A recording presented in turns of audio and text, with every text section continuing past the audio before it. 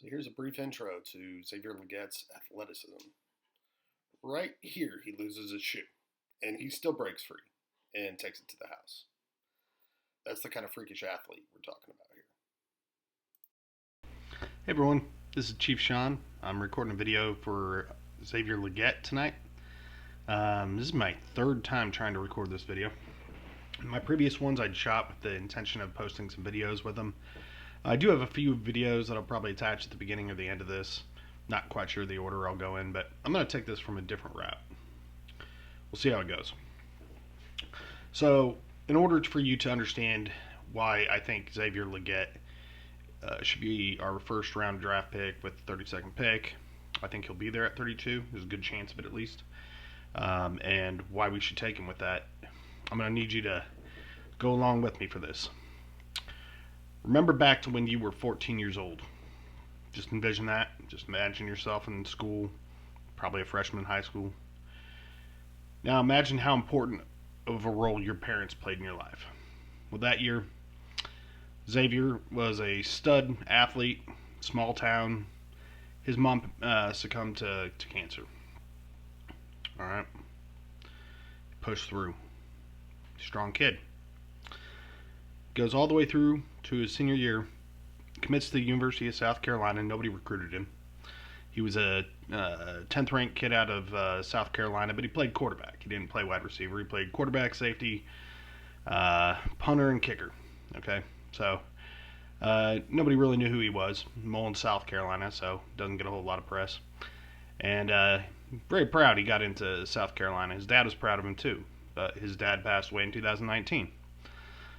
So over some of the most formative years of your life, you were playing a completely different position. You lost both your parents. Now you're going off to college to learn how to be a man, how to learn how to play football, and have to learn a whole new position. And this is what Xavier had to go through. So he goes to South Carolina, not exactly an offensive powerhouse at the time. They've had some good receivers come out of there, don't get me wrong. One of his mentors, if you will, Deebo Samuel. You'll hear about him a little bit more later, amongst many other wide receivers. But obviously, he's got some work cut out for him. There's a reason there's question marks, because he had one good year. So why did he only have one good year? Well, imagine your parents passed away during, your primary years of playing football, and then you had to change your entire play a position that was. You played 4 positions, and you're going to go play one in college now that you never played in high school. It's not going to be easy. And you're playing in the SEC, in a school that has top recruits at wide receiver. And he flashed. He did have his flashes of greatness, but, it's hard to put it all together.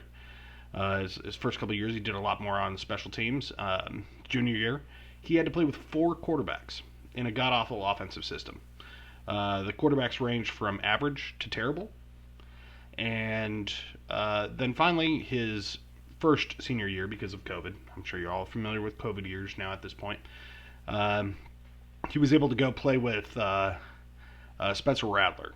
Okay, Spencer Rattler, obviously, he was a top prospect quarterback early on. Came to South Carolina kind of to save his career, and hopefully, he looks to be a 3rd, 4th round draft pick here at quarterback this year. Had a few drops. I mean, he dealt with some drops in his early years, and then he cleaned it up in his senior year, the year that everybody's now talking about why Xavier should be taken. Well, in between his last year and his second to last year, so he got a solidified quarterback, he got a solidified coach, and he worked with Deebo Samuel in the offseason to get better. And what really clicked for him is his confidence. He finally realized he's good enough to play wide receiver in the SEC and to make it to the pros and be an elite receiver.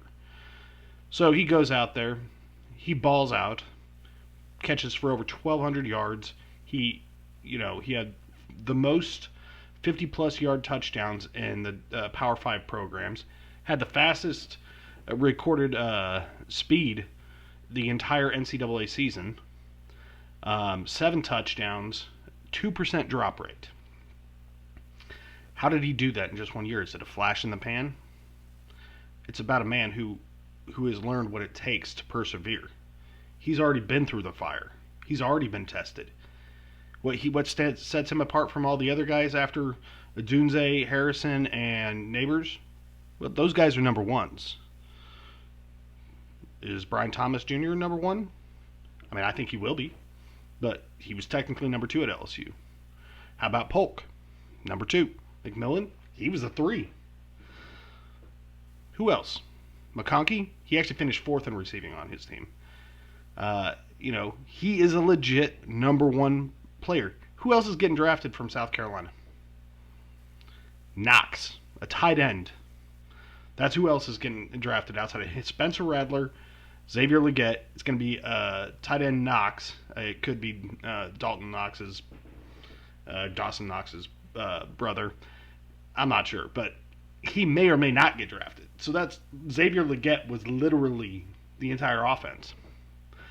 And that can't be said for these other wide receivers. You have 3 from Washington that are going to go in the top 100 maybe. You got 2 from LSU. You got 2 from Georgia that are picked in the top 30, McConkey and Bowers. You don't have that at South Carolina. Why? Because it was Xavier Legette's show. They knew who they had to cover, and they still couldn't cover him. And not only could they not cover him, you got 4 people running down the field after him. They run out of the screen. He's a fast man, and he is very good vertical, 40-inch vertical, with powerful hands. If it hits his hands, he will catch it. This is exactly what we need. His work ethic. You'll see it in the video. You can't keep that man off the field. Injuries will not do it. Some people will tell you he's not a polished route runner, and I'm not going to say he is the most polished route runner. Okay? It's hard to be that good at a route running when you were a quarterback all the way through high school. He is a great route runner. I think he's a good route runner. I'm not going to say great. But I will say he can do more things than most of the receiving prospects in this class. He ran reverses. He did jet sweeps. He ran shallow crosses. He can do fly. You name it, he runs the route. And he wins. Xavier Legette is a legit number 1 first-round draft pick. If it wasn't for this class, you'd be talking about him in the top 10. The Chiefs would be lucky to be able to draft him at 32. I've reviewed probably 30 prospects videos at this point. I've went and re-reviewed. It's fun. This is a great class. I mean, Ricky Pearsall should be like 96 this year. And honestly, he maybe could be a number 1 in another year. I just think he'll probably get beat up a little bit when he's in the NFL if he keeps going over the middle. But I could be totally wrong. But this class is insane. But I'm telling you, Xavier Legette deserves to be in the top 5 of that class. The kid has persevered when a lot of these other kids haven't had their mettle tested. You're going to face something when you get into the NFL. There's no doubt. Xavier Legette's already faced it. He will be successful. I guarantee it. He might not end up a Chief, but I will watch him wherever he goes because I think his story is incredible. I think what he has done is incredible. I think he has everything to be successful. Chiefs have already passed up on DK Metcalf once, and I'm not saying he's DK Metcalf. To me, that's not what he is. In fact, I like him more than DK Metcalf. But if he's available at 32, I want the Chiefs to take him. So that's my take on Xavier Legette. Hopefully you learned a little bit about him. Hopefully you enjoyed watching the video of him returning a kick return for a touchdown without a shoe. His interview and how they couldn't really pull him out of practice. Sound familiar? Sound like Patrick? Sound like Travis? He sounds like a Chief already. Think about it. Peace, everyone.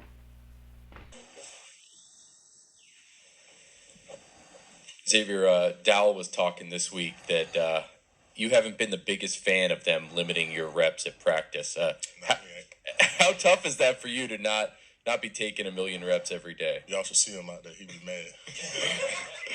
Oh, man, I just love the work, man.